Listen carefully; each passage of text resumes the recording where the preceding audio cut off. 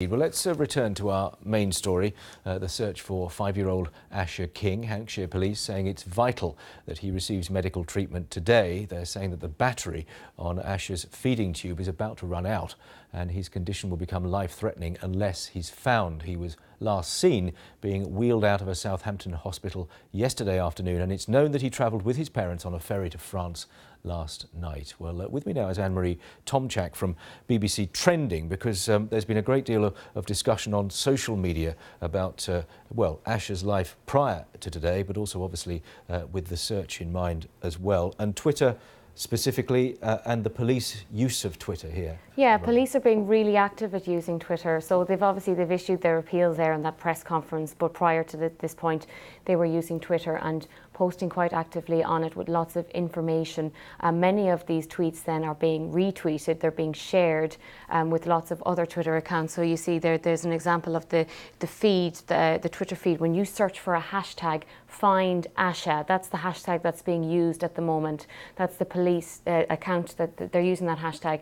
Now, I looked into the analytics around that hashtag and it's only been posted about 3,500 times so far. It's not trending in the UK yet.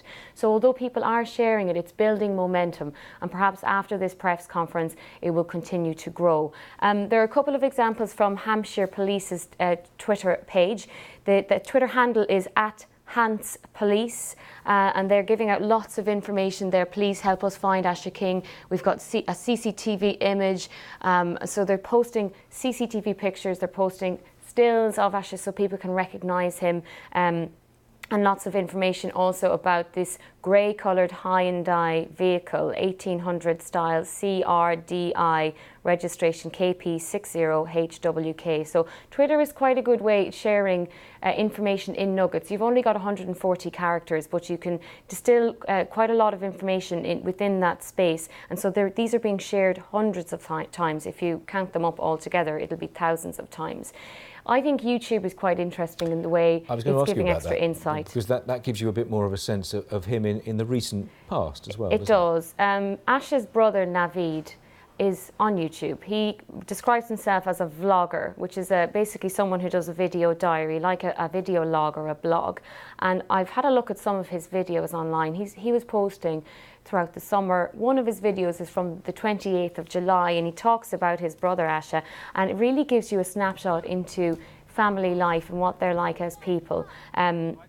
This one here is showing some footage of them going on holidays on the ferry, and that's from earlier this year.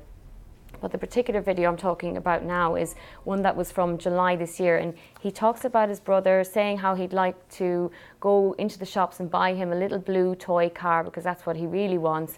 And he's talking about the anticipation before going to the hospital to see his brother. He hasn't seen him in a week, and you basically watch the whole thing unfold. It's a 10-minute video, filmed, not filmed professionally. You know, he's holding the phone up, or the camera up to himself. He goes into the shop. You can even see him choosing the car in the shop, paying for it at the counter, and then getting back and deciding what he's going to wear for his hospital visit, mentioning all of the foods that his friends and family have been cooking for the family while they're going through this, and talking about the amount of love within the community. So he references the amount of support that they're getting. And then it actually goes into the hospital. He brings the camera into the hospital. He hasn't seen Asher in a week. He goes in and he sees Asher, and he's, you know, with an intravenous drip attached to him. And there's a part of the video where it cuts out halfway through, and the reason being, he says he had to cut this part out because Asher got so emotional after not seeing his brother for a whole week. So you see the medical staff attending to him and his family. That gives you a real snapshot into what the real people are behind this story. It does indeed. Thank you very much indeed, Anne-Marie Tomczak there from BBC Trending.